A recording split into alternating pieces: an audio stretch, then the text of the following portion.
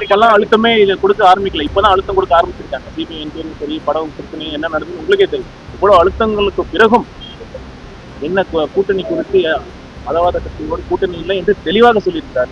இதற்கு மேல என்ன சொல்லணும்? தேர்தலுக்கு முன்னாடி செய்தியாளர் சந்திப்பு எதிர்பார்க்கலாமா சார்? காரோட இப்ப ஏர்போர்ட் டைம் ஆயிடுச்சு போட்டுக்கிறாங்க.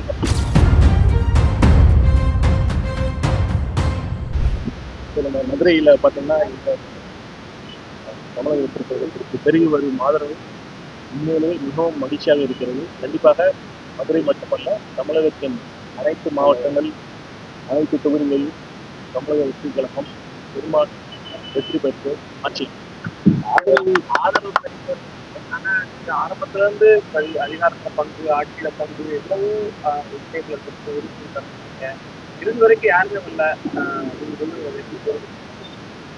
ஏற்கனவே சொன்ன மாதிரி தமிழ வெற்றி கழக தலைவர் முதல் மாநாட்டில் சொன்னது ஆட்சியிலும் பங்கு, அதிகாரத்திலும் பங்கு என்பது பல கட்சியின் கொள்கை முடிவு. இந்த கட்சிக்கு கூட்டணிக்கெல்லாம் வரும் அப்படிங்கிற எதிர்பார்த்தெல்லாம் சொல்லலை. அது எங்களுக்கு கொள்கை முடிவு. இந்த தமிழகத்துல எந்த கட்சியும் சொல்லலை. அதை நாங்கள் சொல்லியிருக்கோம். ஒரு சமூக நீதி அடிப்படையாக கொண்ட கட்சி நாங்கள் சொல்லியிருக்கோம். நீங்க யாரையும் அணுகுனீங்களா சார்? கூட்டணி சம்பந்தமா அணுகி இருப்பீங்க. ஏன்னா கட்சின்னு வரப்ப தேர்தல் நேரத்தில் கூட்டணி அணுகாம இருக்க மாட்டாங்க, பேச்சுவார்த்தைகள் போகும். கூட்டணி குறித்து தலைவர் அவர்கள் இறுதி முடிவெடுப்பார். அவர்கள் கூட்டணி குறித்தான முடிவுகள், ஆலோசனைகள்லாம் அவர் பார்த்துக்கிறார். பெரிதும் எதிர்பார்க்கப்பட்ட தேமுதிக வந்து திமுகவோட இணைஞ்சிட்டாங்க. நீங்க விஜயகாந்த் படங்கள்லாம் கூட பயன்படுத்துறீங்க மாநாடு.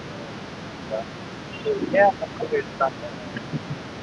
இப்போ பார்த்தீங்கன்னா திராவிட முன்னேற்ற கழகம் ஆட்சி இவ்வளவு மோசமான ஆட்சி நடந்து கொண்டிருக்கிறது. சட்டம் ஒழுங்கு எப்படி இருக்குன்னு சொல்றோம். ஊழல் முன்னாடி இல்லாத அளவுக்கு ஊழல் இருக்கு.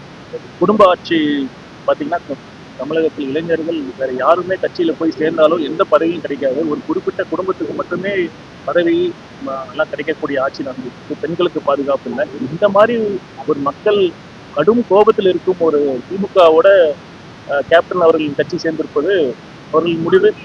தோக்கிற கட்சியோட அவங்களும் சேர்ந்து தோக்க போறாங்க. அதுதான் தெரியும். திருமாவளவன் வந்து ஒரு பொதுக்கூட்டத்தில் என்ன சொல்றாருன்னா, தமிழக வெற்றிகளை என்னை கூட்டணிக்கு அழைச்சாங்க, நான் மறுத்துட்டேன் அப்படின்னு பேசியிருந்தாரு ஒரு கூட்டத்தில். அந்த மாதிரி எதுவும் அழைப்பு அதிகாரப்பூர்வமாக எந்த விதமான அழைப்பும் நாங்களாம் கொடுக்கல. எந்த கட்சியோட கூட்டணி நடக்கல. கூட்டணி குறித்து தலைவர் தான் முடிவு பண்ணார்.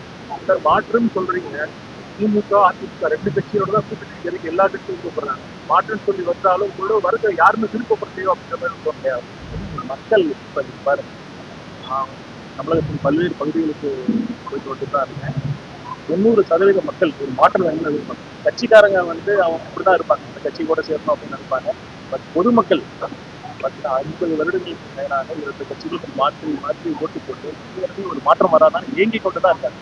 அந்த நம்பிக்கை இப்ப இளைஞர்கள் இந்த அளவுக்கு, இதற்கு முன்னாடி இளைஞர்கள் அரசியல வந்து தூரத்துல தான் பார்த்துருக்காங்க. அரசியல் இன்வால்வ் பண்றதுலேயே ஒரு விருப்பம் இல்லாம தான் இருக்காங்க. முதல் முறையாக இளைஞர்கள் அளவுக்கு அரசியலுக்கு ஆர்வம் கொண்டு வரணும்னா ஒரே நம்பிக்கை வந்து தலைவர் அவர்கள் இருக்கிறார். இளைஞர் மட்டுமல்ல, பொதுமக்களும் சரி ஒரு மாற்றம் வேண்டும் என்பதுதான் ஒட்டுமொத்த தமிழகத்தின் ஒரு நம்பிக்கையாக இருக்குது, எதிர்பார்ப்பாக இருக்குது. 75 ஆண்டு கால திமுக, இங்க ஒரு 50 ஆண்டு கால அதிமுக, 2 பேரும் நடுவுல நீங்க வந்து எப்படி இந்த தேர்தல் பலத்தை?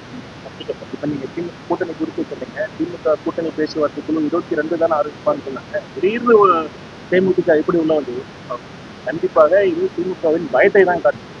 இப்போ தமிழக வெற்றி கழகத்துக்கு பெருகி வரும் ஆதரவு, மக்கள் செல்வாக்கை பொறுத்துட்டு கொள்ள முடியாம அது பயந்து திடீர்னு அவங்க அறிவிச்ச தேதிக்கு முன்னாடியே ஒரு கூட்டணி கட்சி போய் கையில கால விழுந்து கூட்டு வந்துட்டாங்க. நான் ஏற்கனவே சொன்ன மாதிரி தோக்கிற கட்சியோட சேர்ந்து அவங்களும் தோக்க போறாங்க. ஒன்றும் இல்லை, இப்போ எல்லா தலைவர்களும் வந்து மக்களோட இருக்கணும்னு தான் விருப்பப்படுவாங்க. மக்களோட இருந்து மக்களை பார்த்து நேரடியாக மக்களுக்கான எல்லா விஷயங்களும் தெரிஞ்சு அவங்களுக்கான செய்யணும். ஆனால் விஜய் வந்து தொடக்கத்துல இருந்து மக்கள் இருந்து டிட்டாச்சாகவே இருக்காரு. அட்டாச்சா இருந்தால் தானே உங்களுக்கு வந்து இன்னும் அதிகமாக ஓட்டு நீ எதிர்பார்க்க மாதிரி கிடைக்கும். எதனால அப்படி இருக்காரு? நெருக்கமாக இருக்கிறது என்ன சொல்றாரு? வெளியில வரல அப்படின்னு சொல்றீங்க, மற்ற இன்னும் அதிக இடத்துக்கு போகணும்னு சொல்றீங்க. என்ன நடந்தது உங்களுக்கே தெரியும். எப்படி இப்போ ஒரு கூட்டம் வாங்குறதுக்கு பர்மிஷன் வாங்குறதுக்கு ஆளும் கட்சிக்கு எளிதில் கிடைக்குது. ஒரு நாள் 2 நாள் அவங்களுக்கு பர்மிஷன் கொடுக்குறாங்க. தமிழக வெற்றிகளை நான் மட்டும் ஊருப்பட்ட 100கணக்கான கண்டிஷன் சொல்றாங்க. ஏற்கனவே சேலத்துல இப்ப நடந்தது. அதற்கு முன்னாடியே 1 மாதத்துக்கு முன்னாடியே திட்டமிடப்பட்டது. ஏன் அது பர்மிஷன் எங்களுக்கு கிடைக்கல சொல்லுங்க. வேலூர்ல அதே மாதிரி இப்ப அடுத்த கூட்டம் வேலூர் நடக்குது.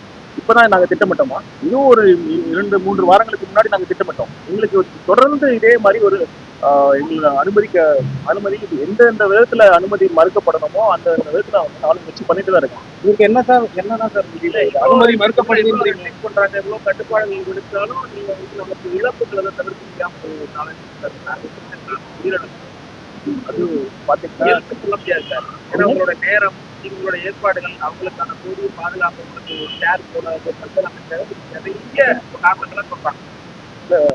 பாத்தீங்கன்னா அந்த வேளத்துல நடந்தது ஒரு வருத்தத்தக்க ஒரு நிகழ்வு. அவர்களுக்கு முன்பே தெரியும், அவர்களுக்கு இந்த உடல்நல குறைவு இருந்தது தெரியும். அதனால குடும்பத்துல மறுக்கிறாங்க, இந்த குறைப்பு இல்லைங்கிறாங்க. குடும்பத்துக்கு நீங்க அந்த வார்த்தை நான் தெரிஞ்சுதான் சொல்றேன். உங்கள்கிட்ட பிள்ளை இல்லை, நம்ம கிட்ட பொறுப்பு நான் சொல்றது நான் பொறுப்பேற்று தான் சொல்றேன். அவர்களுக்கு 6 மாதத்துக்கு முன்னாடி ஆன்ஜியோ பண்ணிட்டாங்க, பொறுப்பேற்று தான் சொல்றேன். நிகழும் காலங்களில் இன்னும் நிகழக்கூடாது. இதுதான் நினைக்கிறேன். தொடர்ந்து பாஜக பத்தி அவங்க எதுவுமே விமர்சனம் வைக்கிறா, இது கடுமையா பேச மாட்டேங்கிறாரு. அதனால அவர் மேல சந்தேகப்பட வேண்டியதா இருக்கிற துறை வைக்கோ எவ்வளவு நெருக்கடி வந்திருக்கு. முதல் மாநாட்டே கொள்கை எதிரின்னு அறிவிச்சிருக்காங்க. 2 ஆளும் கட்சி, மாநிலத்திலும் சரி மத்தியிலும் சரி, ஆளும் கட்சியா இருக்கிற கட்சியை எதிரியா இவ்வளவு துணிச்சலோட அறிவிச்சிருக்காரு. அவங்க எப்படி வந்து இந்த மாதிரி சொல்ல முடியும்? இந்த குற்றச்சாட்டை நான் ஏற்கவே முடியாது. அது மட்டும் இல்ல, தலைவர்கள் சொன்ன மாதிரி எவ்வளவோ முறையில் எவ்வளவோ வகையில் ஒன்றியத்தில் இருக்க மாநில கட்சி அழுத்தம் கொடுக்க முயற்சி பண்ணாங்க. ஆனா தலைவரோட ஸ்டாண்ட் என்னன்னு உங்களுக்கே தெரியும். மகாபலிபுரத்தில் என்ன சொன்னாருன்னு சொல்றது தெரியும். மதவாத சக்தியோட கூட்டணி இல்லைன்னு சொல்லியிருக்காரு. இதை விட ஒரு தெளிவான ஸ்டாண்ட் யாரும் சொல்ல முடியும்? நீங்க எப்படி பாஜகவை எதிர்த்து சொல்லவில்லை என்று சொல்வதை முற்றிலும் ஏற்றுக்கொள்ளவே முடியாது. அதுதான் சொன்னேன் நான். இப்பெல்லாம் அழுத்தமே இதை கொடுக்க ஆரம்பிக்கல, இப்பதான் அழுத்தம் கொடுக்க ஆரம்பிச்சிருக்காங்க. சிபிஐ என்கொயரி சரி, படம் பிரச்சனை என்ன நடக்குது உங்களுக்கே தெரியும். இவ்வளவு அழுத்தங்களுக்கு பிறகும் என்ன கூட்டணி குறித்து மதவாத சக்தியோடு கூட்டணி இல்லை என்று தெளிவாக சொல்லியிருக்கார். இதற்கு மேல என்ன சொல்ல? தேர்தலுக்கு முன்னாடி செய்தியாளர் சந்திப்பு எதிர்பார்க்கலாமா சார்? சாரோட